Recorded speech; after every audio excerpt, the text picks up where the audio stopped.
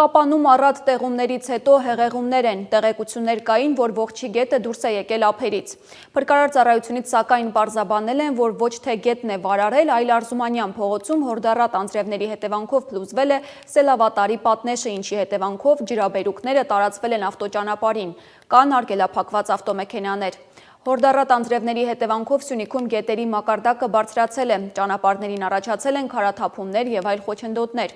Մարզպետ Ռոբերտ Ղուկասյանը Facebook-յան էջում հորդորել է հեռու մնալ գետամերձ տարածքներից, չմոտենալ վարարած գետերին, ճանապարհներին լինել առավել ուշադիր։ Ճանապարհային դեպարտամենտից հայտնել են, որ ճանապարհները սպասարկող կազմակերպություններն ուժեղացված ռեժիմով իրականացնում են մաքրման եւ ճանապարհների անցանելիության ապահովման աշխատանքներ։ Հիդրոթերապևտաբանության եւ մոնիտորինգի կենտրոնն ավելի վաղ զգուշացրել էր, որ Հայաստանի գետերում սպասվում է ջրի ելքերի մեծացում։